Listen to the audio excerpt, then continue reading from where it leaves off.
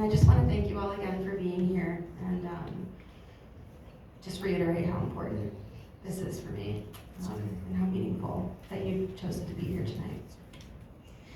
So the next person is Pamela, who actually is one of the main characters of Carrie Carolyn Coco. She's best friends with Carolyn. I first met her in 2009 when we were both living in St. Petersburg, Florida, our hometown. And she has been just over the top generous over 7 years that I've been writing this book about her best friend. We've spent, I can't even estimate, probably hundreds, if not 1,000 hours on the phone. And she was extremely generous to fly here last night. She landed at like 11 o'clock at night, and she didn't have to be here for this event today. She's here. I'm so honored that she's here, and she's going to be reading an essay that made me cry when I first read it, and I'm sure is going to make me cry again tonight. So, about Carolyn. So, Pamela Jean Tinnen is a curator, art dealer, and writer based in New York with 15 plus years of experience in public exhibitions, corporate collections, and the commercial art market. She's worked for over a decade as a curator specializing in public art at NYU, as well as for contemporary art galleries. In 2019, she founded her gallery High Priestess Project, where she focuses on emerging artists with exceptional talent and upmarket appeal. Her artistic, academic, and curatorial interests most often engage photography, noir aesthetics, semiotics, dark tourism, and visual culture. In her spare time, which is on its face an oxymoron, she enjoys playing the drums and penning her first novel. Pamela holds an MA in Museum Studies from NYU and a BA Literature from USF, Florida, St. Petersburg. Pamela.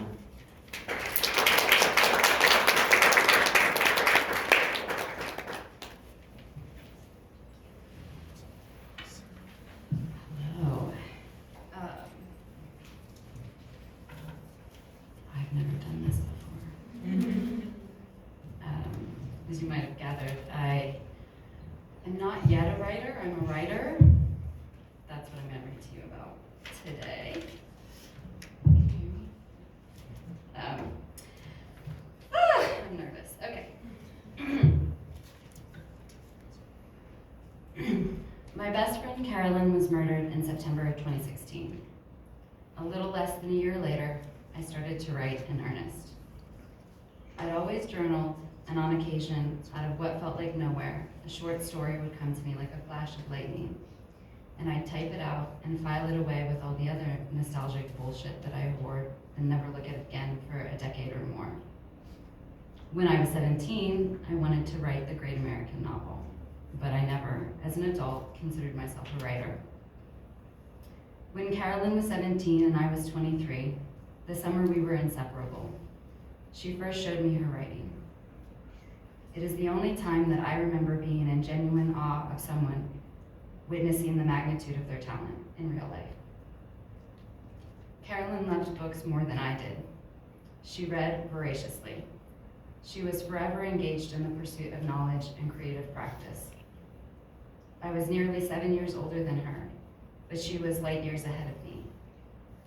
She was just born cool.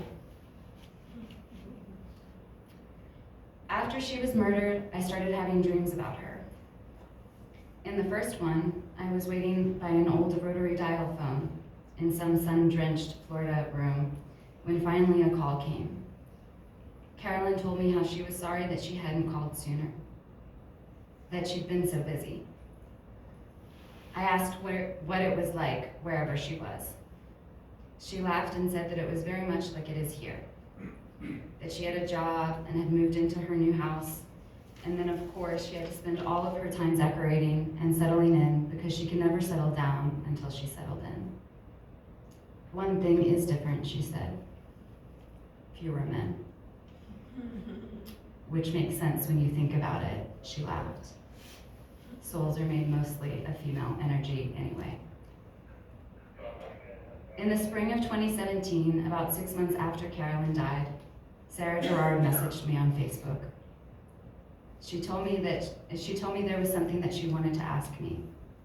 She said it was best to talk in person. We had first met about 10 years prior when Sarah's father had dragged her to an art tour of the Raymond James Financial Art Collection. As administrator for the collection, I led the tour. In the years since, we both moved to New York from our hometown of St. Petersburg, Florida, and have crossed paths from time to time in the section of the Venn diagram where the art world overlaps with the literary. But we weren't friends. I told her to meet me at Shade Bar on Sullivan Street near my office at NYU. I had a feeling about what she wanted to ask me. I didn't yet know how I felt about it. It was late afternoon, around 4 or 5 o'clock. Sarah ordered a crepe and a glass of whiskey neat. I had a glass of Chardonnay. I wondered in passing if she ordered the whiskey to impress me. In Florida, in the punk scene, girls drink whiskey. I didn't indulge in it much at age 32, but I recognized it for what it was, a code marker. We were of the same tribe, or at least she wanted to present that way. Halfway through our first drink, she told me that she wanted to write something about Carolyn. She needed to understand what happened to her. She wanted to know what I thought.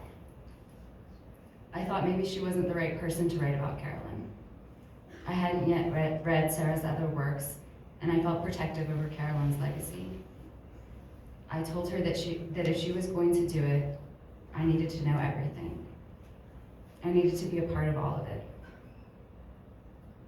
She told me that she wanted to attend the trial. I told her that I would be attending also. That meeting was the first of many to come. I would eventually become the main source for Sarah's book. In my second dream about Carolyn, soon after, she was being interviewed by Terry Gross for Fresh Air. I was witnessing their conversation through the thick glass window of the recording studio. Their audio was piped into the room through surround sound speakers. I was listening more than I was watching. Terry asked Carolyn if she was okay after enduring such a horrific ordeal. She laughed and said she was fine. She said that at the time of the murder, of course, she was shocked and pissed.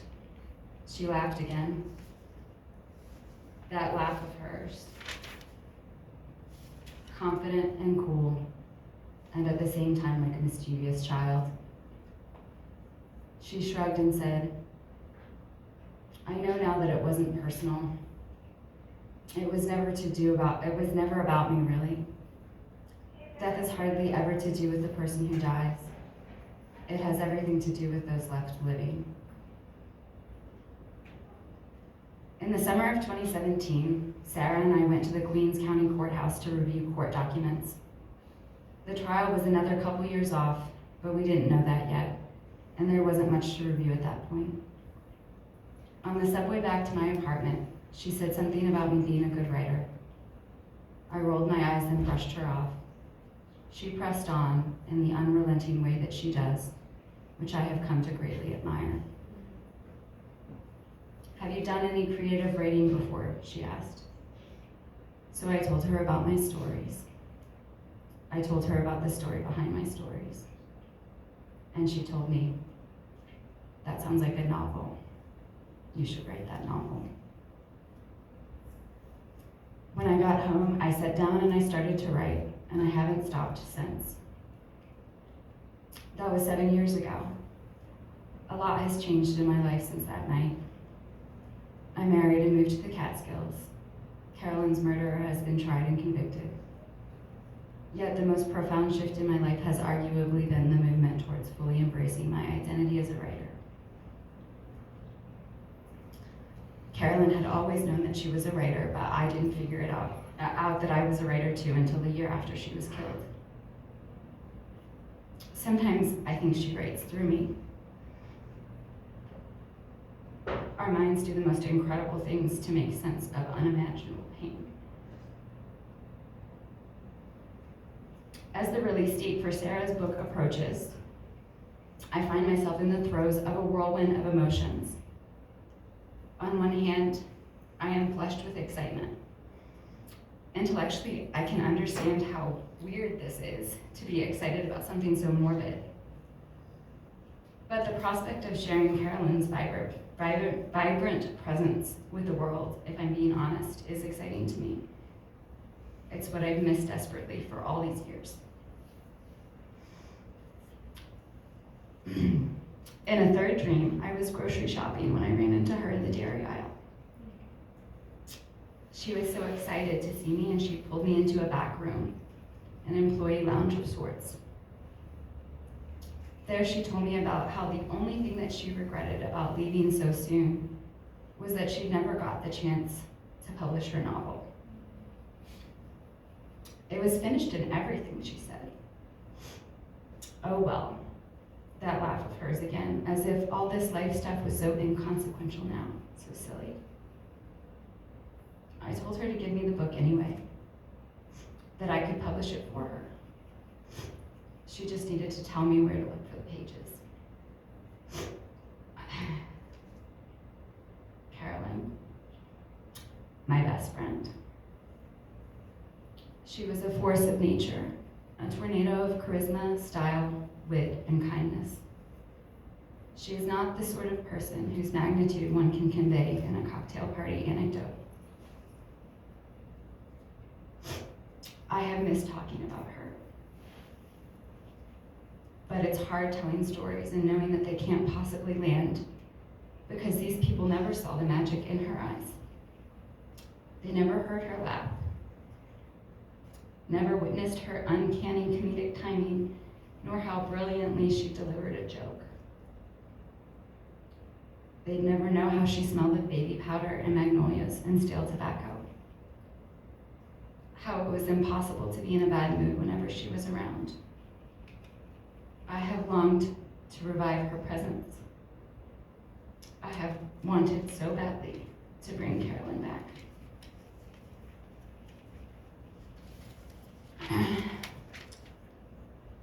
Through Sarah's book, I hope for Carolyn's memory to be immortalized. I long for her impact on my life and so many others to never be forgotten.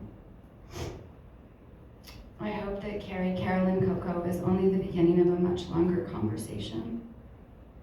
I hope there are a million more books about Carolyn to come. But along with this excitement, there is apprehension. Not everyone will perceive Carolyn's story, or mine for that matter, in the same light. Some will question the validity of sharing such deeply personal experiences, while others may have differing perspectives about the way things are portrayed. That's the thing about free speech. Everyone's got a right to their opinion, even if that opinion is that we are unlikable and our grief is a little narcissistic and performative, according to a recent ARC review. I have come to accept that this is simply the reality of putting oneself out there, especially when the subject matter is as raw and personal as grief. But it doesn't feel great to read. To be honest, it really pissed me off. I am only so healed. In wrestling with these demons, I have come to discover the two things in life that matter the most to me: to ensure Carolyn's memory lives on, and to become the most authentically excellent version of myself. If someone reads Sarah's book, they'll get a glimpse into the person that I am, the good, the bad, and everything in between. And if they don't resonate with my story, then so be it. Writing is a means of making sense of a fucked up world. I'm saying, okay, you made me bleed, but I'm gonna make sure that the world knows what you did, and I'll be damned if they don't remember. Art is not a finite resource. Art is a way to heal. Art is how we tell the future that we once were here. Nothing lasts forever. But through story, we approach immortality. So right. In the end, that's all we can do. Write our truth, unapologetically and without reservation. and my truth comes with a disclaimer. You don't have to read it. You don't have to like it. But you don't get to ever say it shouldn't exist. In the last dream where Carolyn visited me, we were standing in a meadow upstate. It was summertime, and I felt her presence, but I couldn't see her. I cried out, "Where are you, Carrie? Are you here?" I couldn't hear her reply, but I knew what she was saying. She was telling me to do the magic eye trick. Cross my eyes and relax my gaze. The plane of my vision blurred like a film off a large body of water on a hot day. Suddenly she came into view. I ran to her and I threw my arms around her, felt her body, warm and soft and alive. "You're real," I said. "You're really here." She smiled. "I'm always here. All you have to do is know how to look for me."